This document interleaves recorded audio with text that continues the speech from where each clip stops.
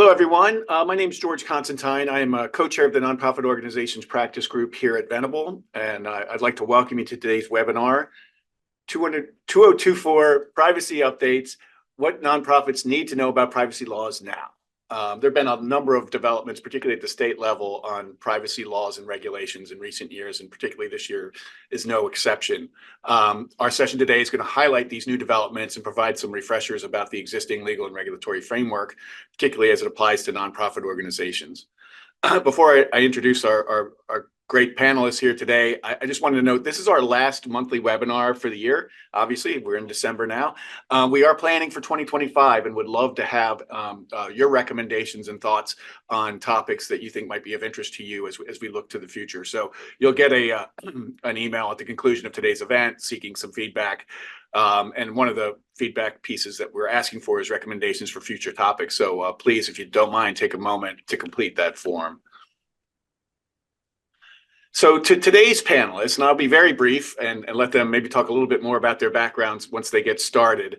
First, I'll introduce my partner, Kelly Bastide. Kelly co-chairs the Privacy and Data Security Group here at the firm, has been a key advisor to many of our nonprofit organization clients over the years, particularly on matters related to privacy and data security, and happy to have Kelly leading the show here. We have also Peter Jaffe, and Peter is Vice President and Senior Associate General Counsel for Privacy, Technology, Facilities, and Operations for the National Geographic Society. And then Heather Fugit is a Senior Counsel, Privacy and Data Security for the Nature Conservancy. Each of our panelists have tremendous background on this topic, and you'll hear a lot about it as we go forward. And I'll not take any more of our time talking here, and I'll turn it over to Kelly to get things started. Thanks very much, Kelly. Thank you, George. As George said, my name is Kelly Bastide, and I do co-chair the Privacy and Data Security Group here at Venable, and in connection with our nonprofit colleagues, have the privilege of advising a number of nonprofit organizations of all sizes on privacy and data security compliance. A lot of action this year and the recent years has been at the state level and not as much on the federal level. And the states are where we're going to concentrate our time today. I'm thrilled to be joined by a total rock star panel, and I'll let them introduce themselves, starting with you, Heather, and then I'll talk just a little bit about the agenda. Thank you, Kelly. I'm Heather Fugit. I am the Privacy and Data Security Senior Counsel for the Nature Conservancy. I lead our privacy team and work on all things privacy and security at the Conservancy, and previously worked at other organizations and at law firms in privacy and security issues. Peter? Sure. Thank you very much for having me here today. I am the VP and Senior Associate General Counsel for Privacy, et cetera, at National Geographic Society. But my background is in data breach response and privacy counseling. Prior to here, I was in an international law firm where I advised mostly financial companies, tech companies, hospitality companies, and some nonprofits. So very, very glad to be in my current role here.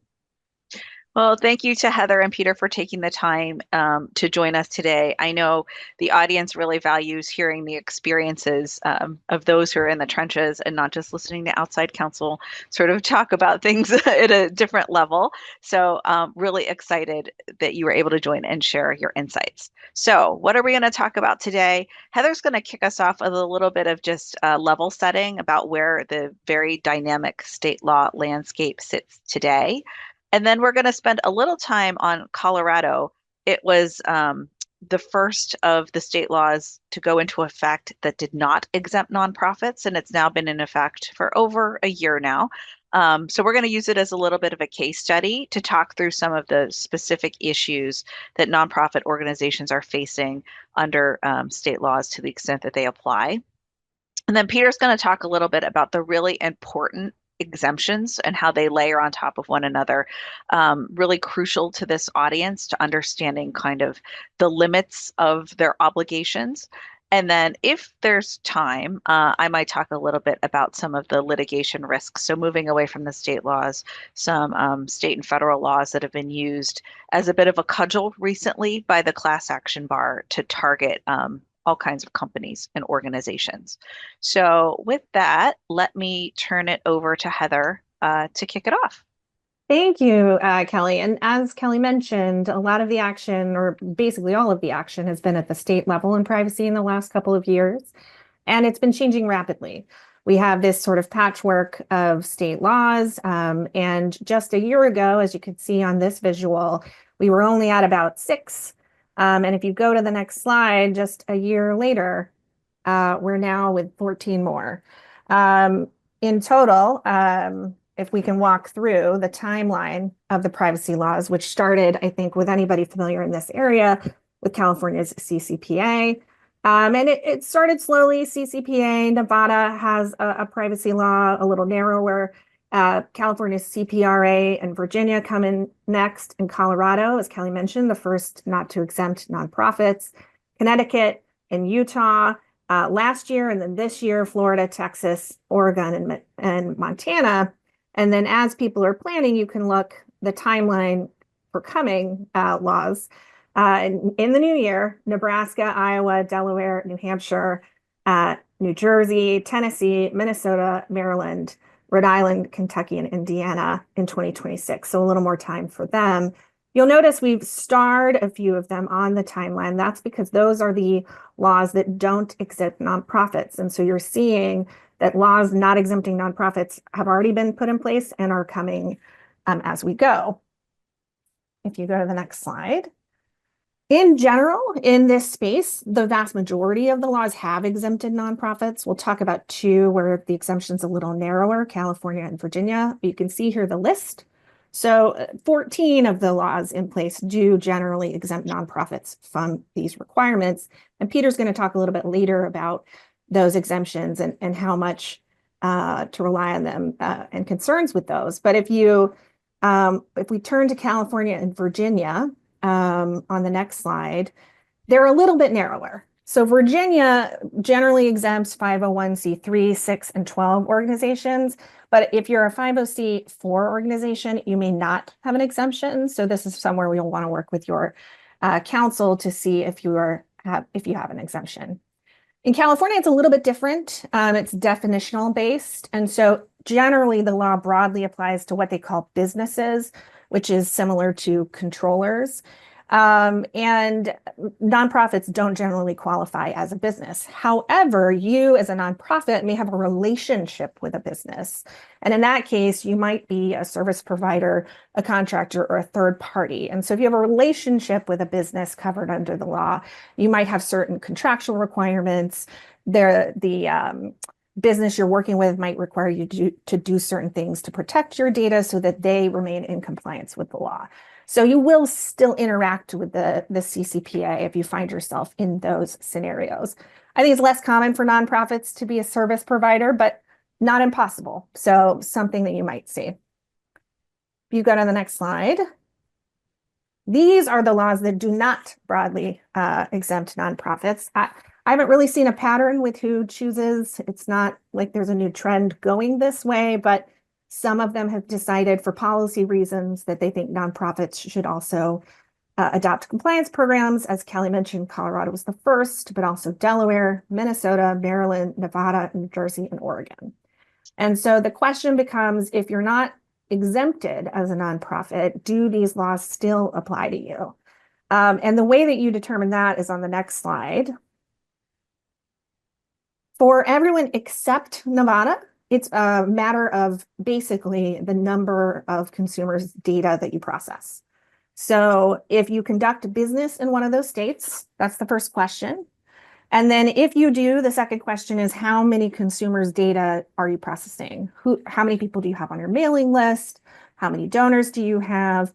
And the thresholds differ state to state. Generally, a bigger state has a higher threshold and a smaller state has a lower threshold, but it's somewhere between 35,000 and 100,000. So if you are anywhere near those thresholds, you need to look and see if this is applicable to you. There's another option where if you're earning revenue from selling data, then you might have a lower threshold. My experience is that's rarer for nonprofits, but something for you to consider.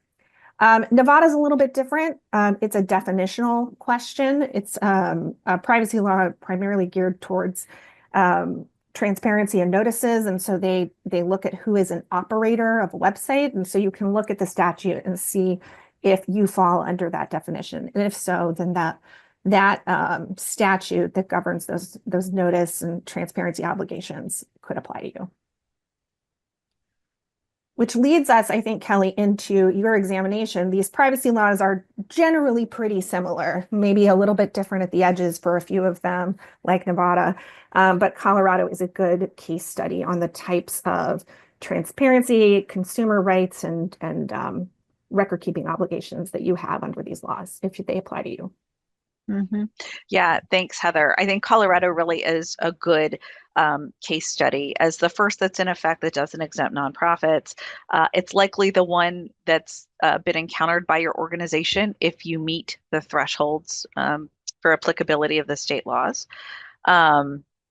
Colorado is also quite an onerous law. So there are 80 plus pages of regulations that come with the Colorado law, with kind of more being contemplated every day in active rulemaking. So there is sort of a lot of law to unpack in Colorado if you're embarking on state law compliance. So like the other laws that Heather mentioned, they are all rights-based laws that give consumers rights to access, to data portability, correct, delete, opt out of processing, the kind of, which rights apply in which states. They don't always fully align. But, across all the states, you have this kind of base set of rights.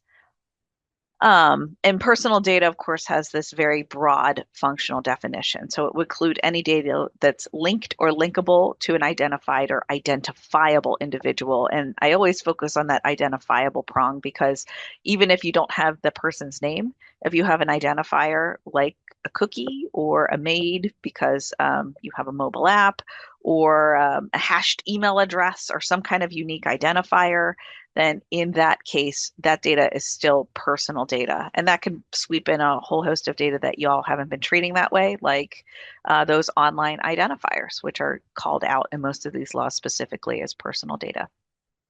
As Heather mentioned, it's not the norm that a nonprofit would act as a processor or a service provider to an entity. But if they are acting in that way, then a lot of their obligations are going to flow through contract, but those contracts are mandatory. Most of the obligations in their primary form apply to organizations or companies as a data controller or business in California, always using a little unique terminology. But one of those obligations is to flow those down to the processors, right? So to the extent that you've all seen an uptick in volume of data processing agreements or addendas, the dreaded DPAs, the state laws are the reason why. They're imposing unique requirements per state, and as more states come online and all, then those contract requirements increase. Colorado, this similar to all the states except California, does not apply to HR data, so data of employees, job applicants, or B2B contact information. California doesn't have those exemptions, but all of the other states do that have been passed to date. So that's a pool of data that's sort of outside of the scope of these laws. Okay, so maybe if we can dig into some of the kind of specific obligations that apply here. CPA grants consumers a number of rights, again, to the extent that your organization is acting as a data controller and is directly regulated by the Colorado law. We have, you'll see that we talk about these rights here. So we talk about access, correction, data portability, which means that individuals have to be given a copy of their data in a portable format, and deletion.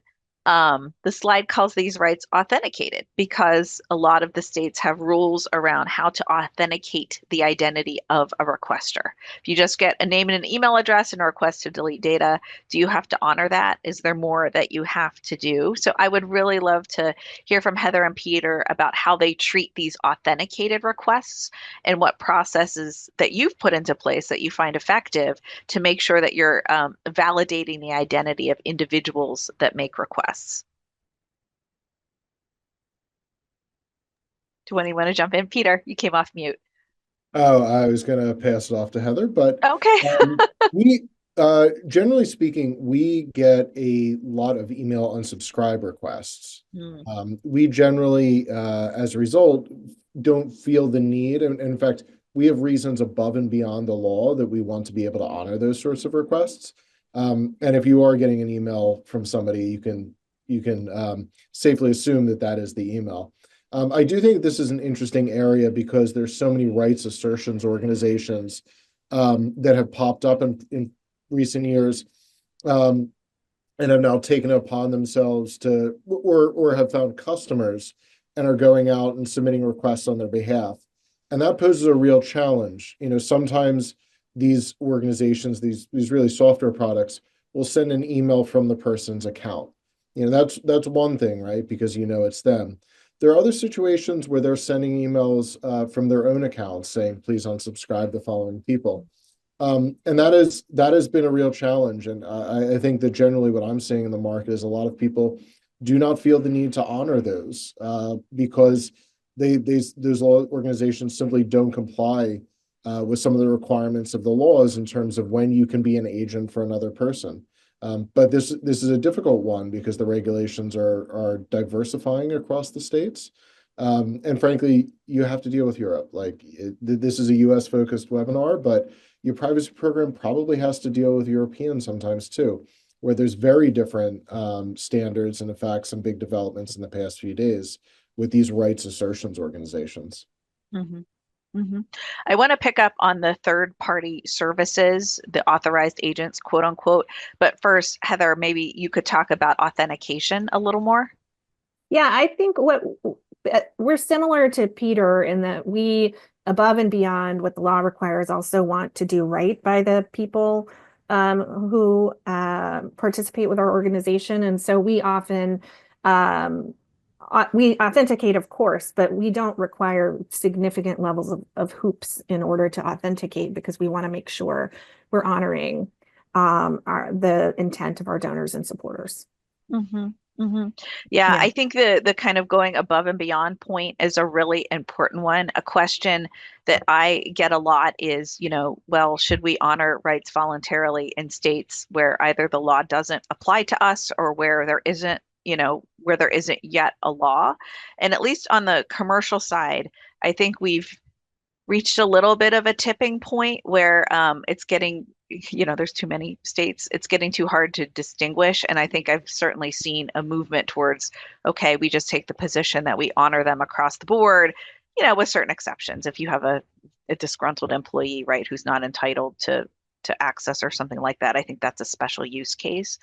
But I do think the nonprofit world is maybe a little behind. And I don't know if that's because it was just a few states, the number is still smaller compared to to commercial clients. But I still see maybe a little trend towards just trying to distinguish and only honor rights, kind of where they have to. So I think it's an important point, and the nonprofit world will kind of maybe get to that tipping point as well once there's another less than half dozen states, but another kind of like critical mass of states goes into effect next year.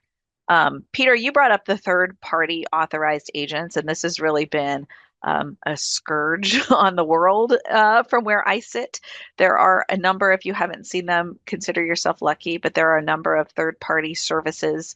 Some are fee based, some are free for consumers, but they all sort of the effect of it is that they send requests in bulk to organizations for deletion, usually not access, but usually it's like a deletion request sent in bulk, sometimes pretty indiscriminately. And the question is, do we have to honor these? And as Peter said, many of the state laws require authorize or give rights to authorized agents. And these services have gotten smarter about sort of putting bells and whistles around saying that they're authorized by the consumer. So it's a challenging area, especially if they start coming in volume. And it's like once you're on the radar of one of these, you might get thousands of these a month. So it's an area really where organizations are grappling with how to respond effectively. Peter, you made the point that, a lot of times they're not honored. And there may be a path forward there, but you have to do so within the confines of the law. So it requires a little bit of thinking through about, how you can use exemptions or provisions, in the law to your advantage in a way that you can say, well, I'm still responding as the law requires, but I'm not taking any further action. Okay, so that was consumer rights. Let me look. Before we go, I'm seeing a couple questions in the chat that I just wanted to address really quickly. So someone asked if we're distinguishing between C3s and C6s, and I think the answer to that is we'll distinguish where there is a distinction in the law, and I think Heather alluded to some of those more nuanced distinctions in the scope of the laws. And then we got the question about what it means to conduct business in a state from the perspective of a nonprofit without an office in the state, but that's national in scope. It's a good question. It's typically not defined in these state laws, but I think, I think of it as sort of like a purposeful availment kind of test, like are you subject to the jurisdiction of that state? And I think if you're processing data or, sending requests for donations or whatever it may be to residents of that state, you are likely caught. And, if you have 100,000 state residents data in your database, it seems like you probably have sufficient nexus with that state to be caught by the state privacy law. The last question we have here on the rights, how do document retention policies come into place? Are there exemptions for when you're required to not delete data because of compliance reasons? Yes, there are. There are exemptions for legal compliance and, otherwise, but again, each state is going to have its own set of exemptions and you kind of have to parse through them and match them up with your document retention policies. Okay, so moving on to what are the opt-out from processing rights. Colorado and many other states give consumers the right to opt out of processing a personal data for purposes of targeted advertising, sale, or profiling. And, there's different terminology in different states. California calls this data sharing, quote unquote. That's for targeted advertising purposes. The definitions here are really important, but effectively there are now broad opt-out rights from, if you drop a cookie on your website on a user's browser when they visit to serve them with targeted ads, they have the right to opt out of that. And there may be some specificity about how that right is offered. There's a definition here of targeted advertising. Sales are typically implicated here too, because of that other valuable consideration prong. So the laws say, oh, if they're acting as a service provider, it's, a disclosure is not a sale, but all targeted advertising companies don't act in that service provider role. So disclosures there are typically sales. And then Colorado has the right to opt out of profiling, which could include, again, some of these kind of like targeted audience type advertising products. In Colorado, businesses have to have a clear and conspicuous method for users to opt out. And challengingly, Colorado also allows consumers to opt out through user-selected universal opt-out mechanisms, or the law uses the acronym UOM, U-O-O-M. And these are browser-based controls that your website effectively has to be engineered to recognize as an opt-out. So this is an area where I think there's not a lot of awareness around the requirements and then how to implement them. It's relatively easy. Peter, you mentioned like email unsubscribes. I'm sure everyone on the phone, their organizations know what to do when they get one of those and what buttons to press on the back end to stop emails going to that user, to that individual. I think it's a lot more challenging to understand targeted advertising opt-outs. I don't know if either of you have anything to add besides just sympathy for trying to figure this out with your development teams. I'm not here to advertise anything, but there are conventional services out there. Some of them are very, very well known, and these organizations will help you install systems that work with your website to control the dropping of cookies, the reading of cookies, the firing of what's called pixels or web beacons on your website. These are typically a pretty good start for addressing some of these concerns. Some of these companies even have sort of banks of lawyers behind them, and although they don't offer legal advice, they will in some cases indemnify you if they've interpreted the laws wrong and their software doesn't meet the requirements of certain US states. So I would highly recommend these rather than trying to do something in-house. Trying to do something in-house is going to drive you as lawyers and your tech teams nuts, frankly. You're still going to have to do some work with these solutions for integration, and you still have to make choices within the platforms, but I think that they're a very smart choice. Mm-hmm.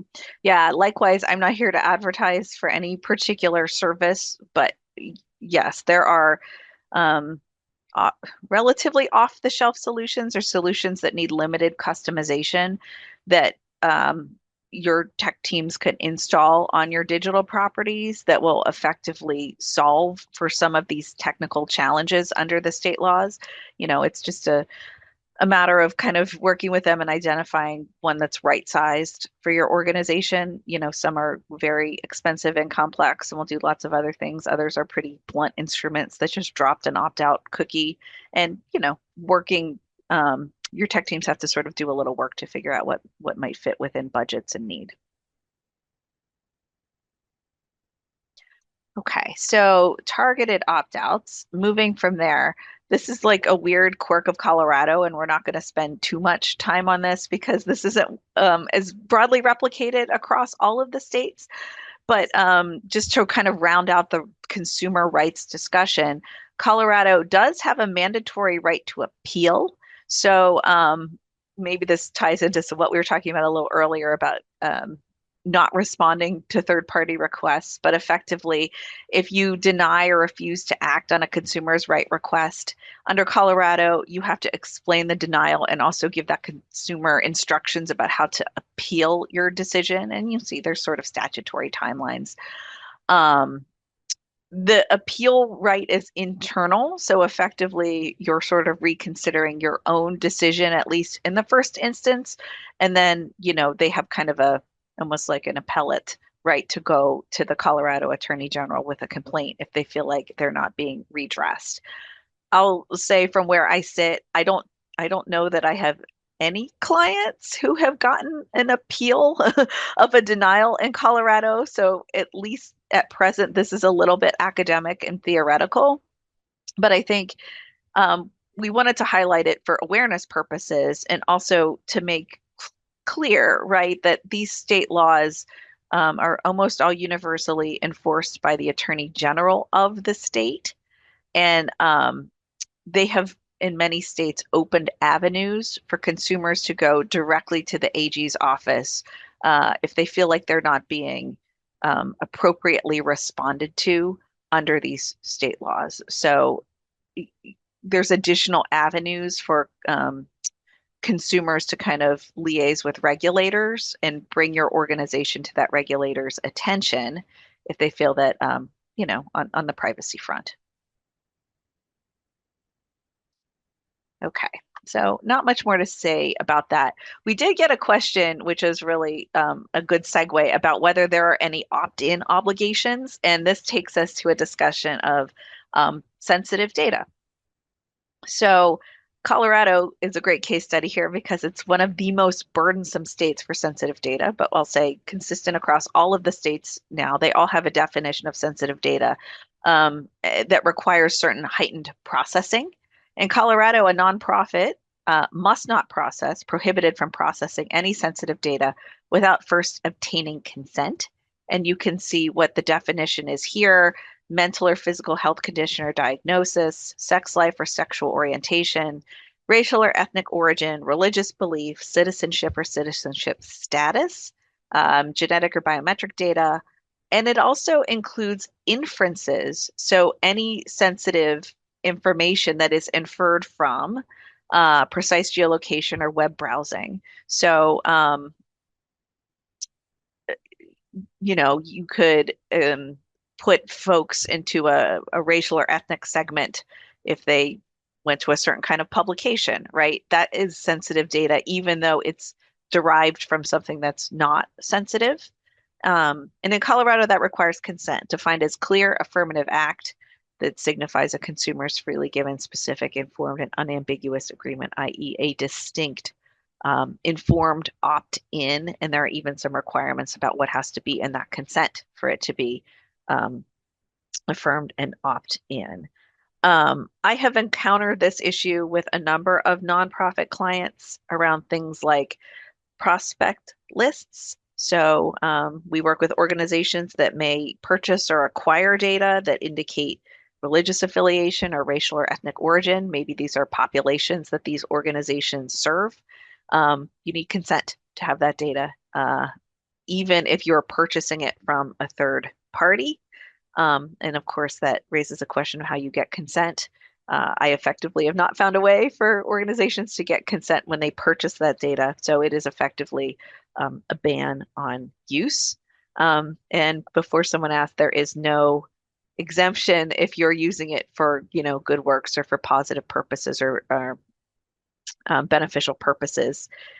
So even for organizations that are, looking to serve certain populations, or looking to augment voting records with religious or ethnic information to target campaign ads, still subject to these requirements. So I don't know if the National Geographic Society or the Nature Conservancy has encountered this issue directly, but it's one that's quite challenging.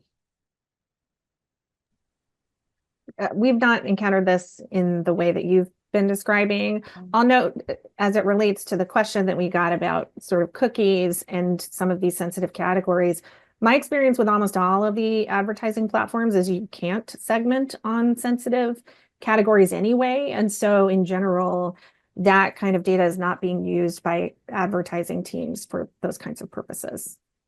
Mm-hmm. Yeah, I do think a lot of the kind of the vendors of this data, they have pulled back Colorado data, right? Because they effectively can't sell it either. So in some way, the market has helped, although the requirement applies retroactively as well. So if it's data that was previously purchased, again, you can't continue to hold it absent consent, which you can't get. So just a really challenging area, but it's one where I think organizations have to look at the data they're processing and sort of scrub for sensitive data to remove that liability.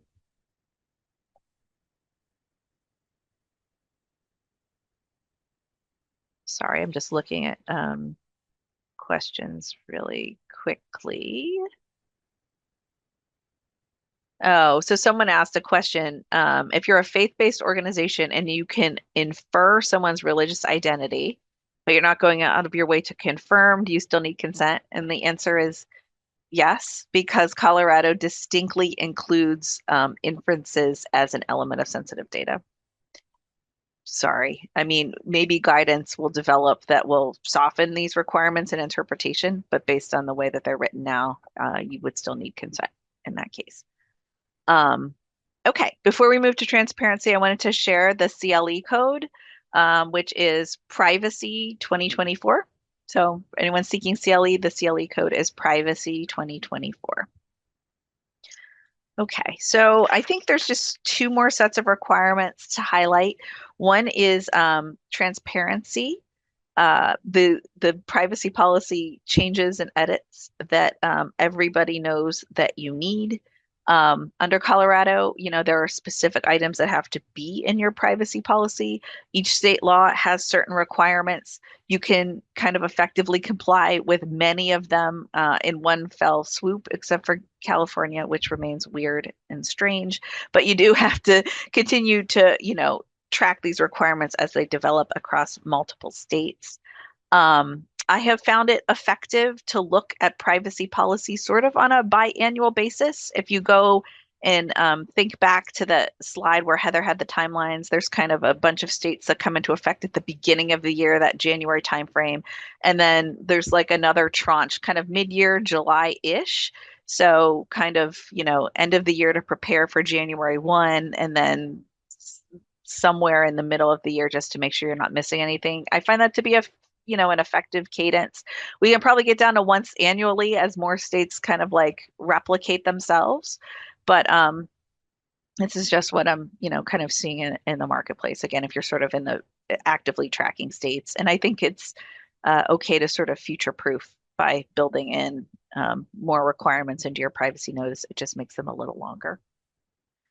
Do you have anything to add on that, Peter? Or No, I think that that's right. And in practice, I think that a lot of organizations probably need to be updating their privacy notices even more often than that. Sure. To respond to changes in what you are doing at your organization with data. As you add new data uses, you need to be doing that. So I think that we tend to update at least twice a year, sort of regularly, but also on an ad hoc basis, a heck of a lot more often than that. Yes, it's a really good reminder that it's not just changes in the law, but changes in what your organization is doing that really should drive privacy policy changes. Okay, one more kind of Colorado call out. So Colorado has these data protection assessment requirements. If you're subject to GDPR and are familiar with DPIA's data protection impact assessments, it's the same type of document. There are certain types of data processing that are more sensitive. And the idea here is that you kind of document them and analyze the risks. So in Colorado, it's targeted advertising, data sales defined broadly. It could include things like list co-ops and such. Also keep that in mind. It's processing personal data for profiling if there's a reasonably expected risk of injury, and you can see what they define as injury here. Sensitive data processing, or any processing that presents a heightened risk of harm to individuals. And the idea of this document is that, you as an organization kind of document what the benefits from this data processing are, and then what corresponding risks are, and then how you're going to mitigate them with safeguards.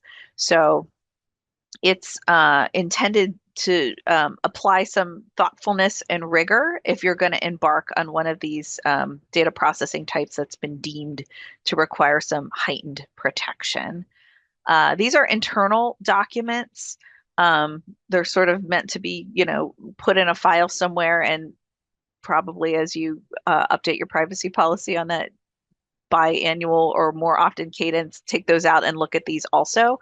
But they can be produced to they have to be produced to the Colorado Attorney General at their request. So it's not a privileged kind of document that you can hold back. It's something that's designed to be consumed by an external audience. So I would treat it as more than just a check the box exercise. I don't know if either of you have had to do DPAs for any kind of processing or build onto EU DPIAs, but it requires like the input of a lot of stakeholders and a lot of thought. I find they're not as easy to write as you would think. Yeah, completely agree. I think GDPR really forced this issue back in 2018. And even a nonprofit that feels like it does stuff that is relatively innocuous is probably still going to need to do a number of these. This is an area where, again, I keep coming back to Europe because I think it bites even US nonprofits more than you would realize. You might be required to have a data protection officer if you meet certain thresholds. One effective thing is often having an external data protection officer. And those people, as part of their role, are supposed to help conduct these DPIAs. If you are a internally resource-strapped organization, as many nonprofits are, this is an option that I would consider. And those people, again, these companies and firms tend to be international in character, and they can usually comply with the DPIA requirements of multiple jurisdictions. So it's an option. Obviously, having your law firm do it is another option, but the external DPO role, I find is really useful in this area. Peter, we just got a question. Does the GDPR exempt nonprofits? Okay, so the GDPR has a very complex way of applying to people. It applies to entities that are established in the EU. Applies to entities that offer goods or services to people in the EU, and it applies to organizations that engage in widespread online tracking or profiling. So here's how it can bite nonprofits. It depends what you do, but you might well be offering services to people in the EU, right? We issue grants at the National Geographic Society to scientists and explorers and photographers and others. Even though that's sort of on a nonprofit basis, those are still offering services, and it doesn't matter whether you charge for them, by the way. So think hard about that. And the other prong is if you engage in significant online profiling. Well, I always make the point that it is incredibly easy to be engaging in online profiling without realizing it, simply by having the metapixel on your website so that you can do some marketing, or a Google Analytics pixel so that you can do some understanding of your audiences. Let's also go back. I mentioned some of these online privacy management tools. When you first install them, I bet you'll be surprised to see a couple hundred of these on your website that just accumulated over the years and you didn't even realize that you had.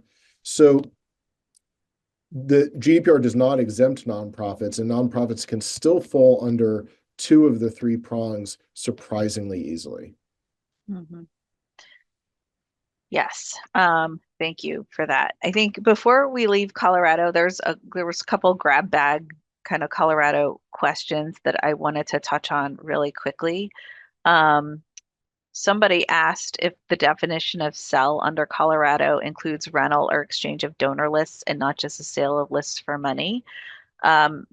Yes, potentially, right? Because it's sale is any exchange for money or valuable consideration. If you're getting something valuable back for the rental or exchange of lists, then yeah, it's considered a sale. And there's California precedent on that has found that to be the case.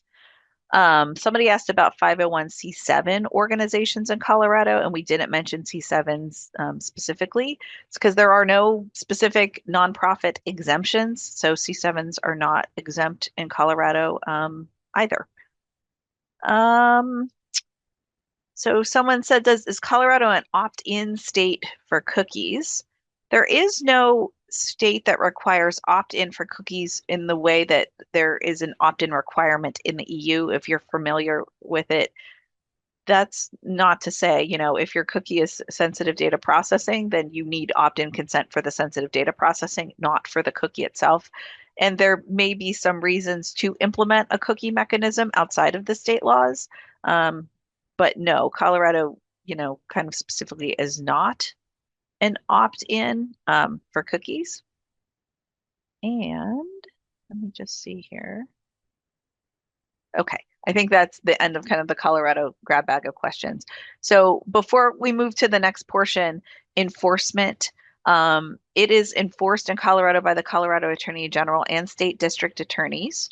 There is a 60-day cure period that's about to sunset. So at present, violations in Colorado law are subject to a mandatory cure period, but that goes away very soon. We did mention active rulemaking in Colorado, and here is how violations are, how the fining works. So there are not statutory fines in Colorado. Instead, it's a deceptive trade practice subject to the Consumer Protection Act there, and you can see fines are up to $20,000 per violation. No private right of action, which is good news, and there is still no private right of action under any of the state laws as an enforcement tool, although it's sort of like only takes one state to make that challenging for everybody.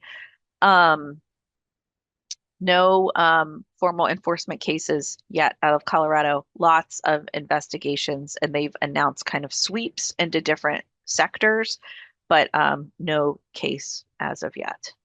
Okay, so let's leave Colorado behind and talk a little bit about nonprofit exemptions generally. Peter. Sure. So we've already touched on a number of specific exemptions, so I actually don't want to talk about the substance of those. What I want to talk about a little bit is a practice point, which is how do you capitalize on these? And so I want you to take a scenario. It's February of 2025 or February of 2026, and this hypothetical state of New Columbia passes a new comprehensive privacy law. Or maybe Congress finally promises the COPPA 2.0 that you keep hearing about. Or maybe Congress has finally decided to pass a federal bill or something like that. And as in-house counsel, you may go look at the law, decide that there's one of these exemptions, and then, breathe a giant sigh of relief and just put it out of your mind, right? My question is, have you really done right by your internal clients that way? And I would say no, for a couple of reasons. So the first one I want to talk about is there are different types of nonprofit exemptions. There are certain laws that give you affirmative exemptions that say nonprofits are not covered by this law. And we covered a couple of them earlier. The Virginia law is like this. Then we've got laws that don't explicitly exempt nonprofits, but by their terms don't seem to cover nonprofits. And this usually comes in two forms. One is the law may say there is a certain type of covered entity. It varies from state to state, but in California, it's a business. In other states, it's a controller. Sometimes it's just called a covered entity. And those are often phrased in terms of things like doing business. And we got that great question earlier, what is doing business? There's also another type of exemption where they don't necessarily exempt nonprofits from being a covered entity, but maybe the law only covers certain activities. And those activities are defined as, selling goods and services for money or something like that. There's lots of different variations on that. And so you might say, well, as a nonprofit, we don't fall under that category. We don't do that sort of thing, so we're out. And then finally, there are some entities, a lot of nonprofits that have special immunities. And I'm thinking here in Washington, D.C., we've got the International Committee of the Red Cross. We've got some other organizations like that under federal law have special immunities from local laws. In fact, they often have immunities from U.S. law. They're sort of these international organizations. But we also have a lot of entities that might get some kind of federal funding or close enough to be a federal instrumentality. They may have some exemptions from these laws. So there's all these different types of exemptions. And I guess what I would say is, when we look at these laws, I think we're doing our internal clients a disservice if we just treat exemptions as this quick threshold question, like, oh, this law doesn't apply to us, I can move on. Because often they will apply to you in some respects, but not to others. They may apply to your counterparties. So I would just want to highlight these distinctions, and I'm going to come back to a couple of them, because you really have to do more than just say, okay, this law is out. Why don't we move on to the next slide? The other thing that I want to raise is that there's often a lot of pitfalls when you're relying on these exemptions.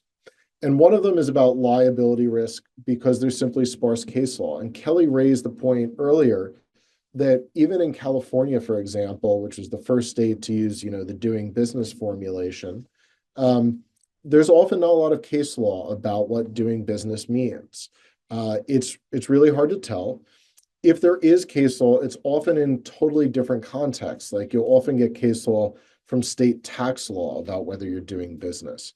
And I'm not sure that that's really a fair analogy, and I'm not sure that that's a reliable analogy that you should base a lot of decisions off of, because you can easily see a court or a regulator deciding that previous definition just doesn't make sense in the privacy context.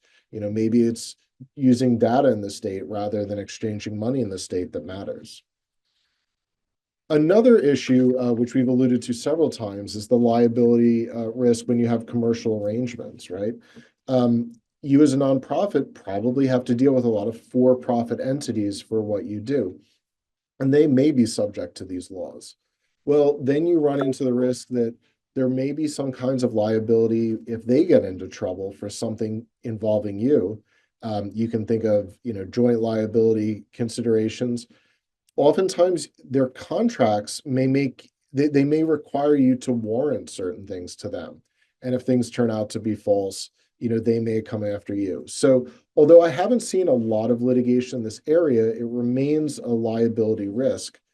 We just don't know how courts are going to come down on some of these complex commercial arrangements that even nonprofits have to go into. I think Kelly also raised, and if we have time, we'll go into this. There's just a ton of litigation risk aside from liability risk. We see a ton of nuisance suits. We see people making these claims under, the various invasion of privacy acts and wiretapping acts.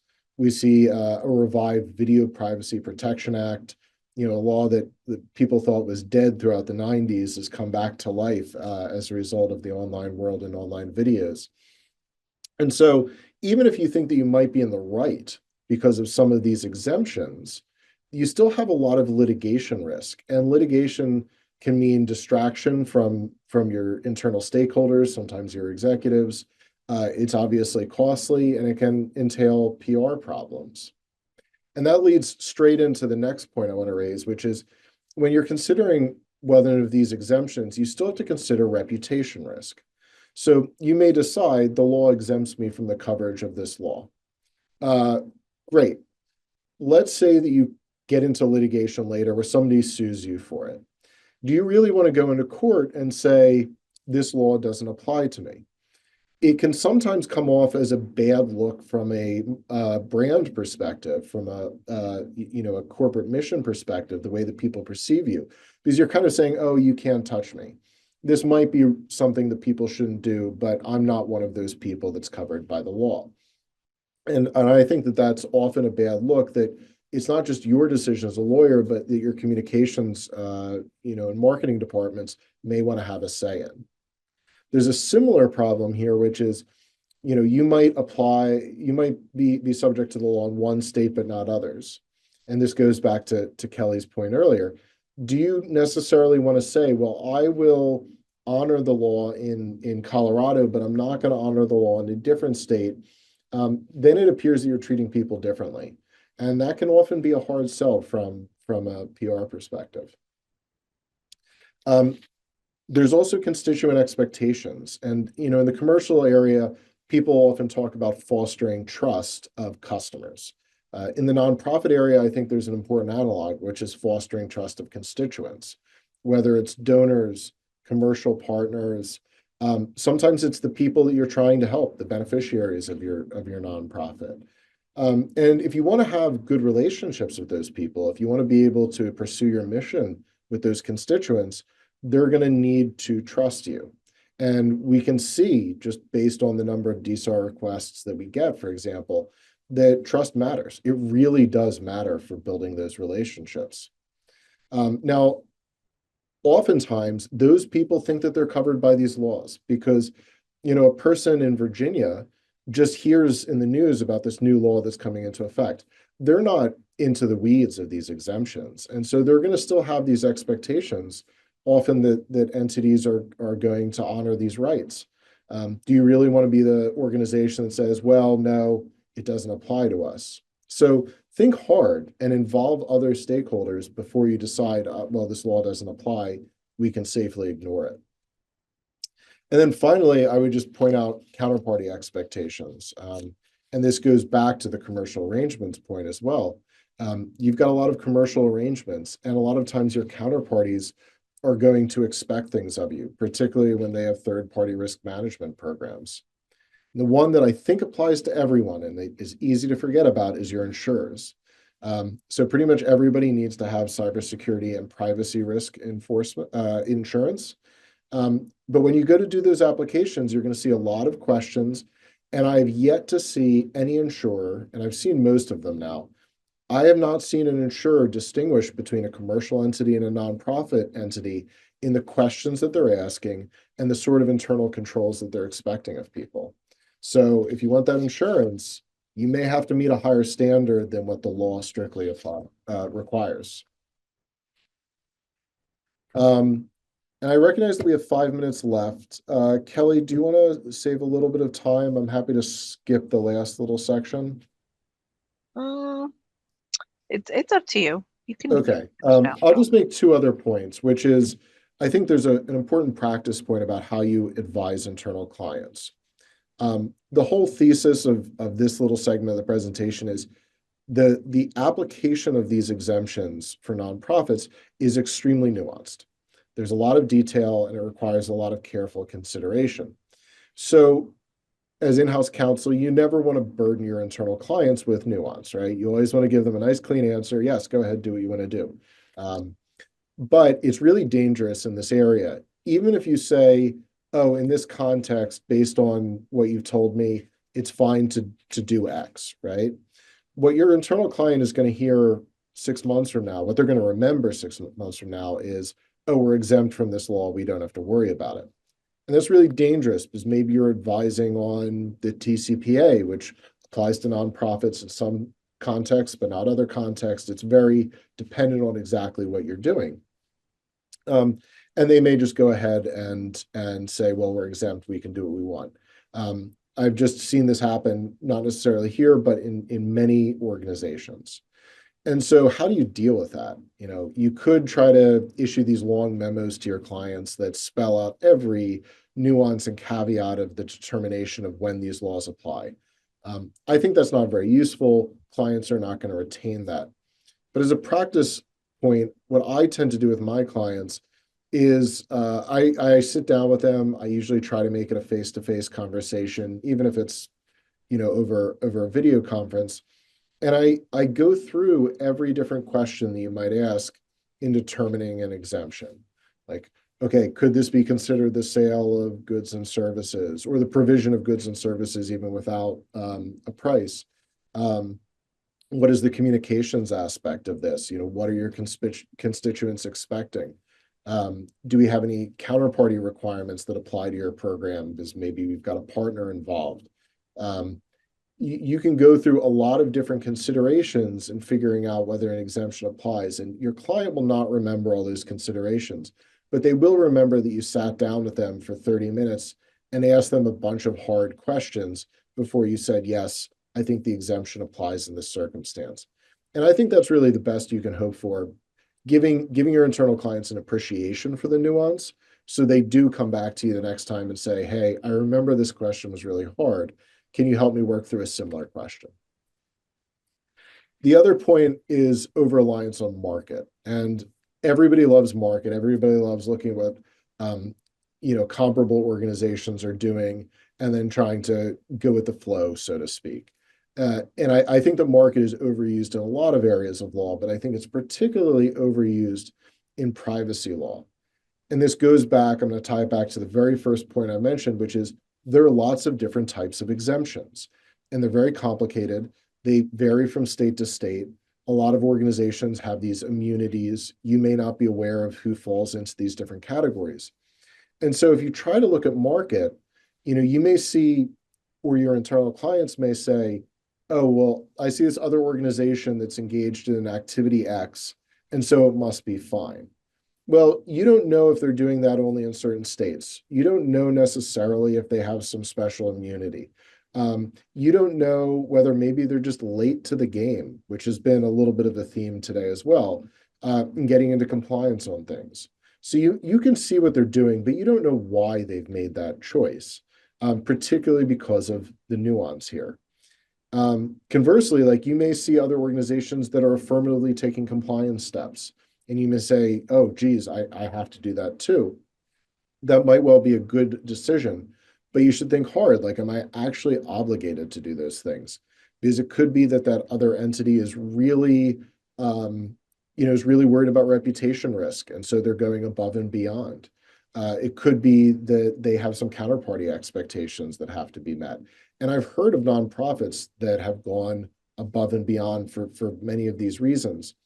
So it's an area where I would just say be very careful about looking to market. It's important, but it always has to be a starting point in your analysis and not or I wouldn't even say a starting point. It is a nice sense check, but it really shouldn't be driving your analysis in this area.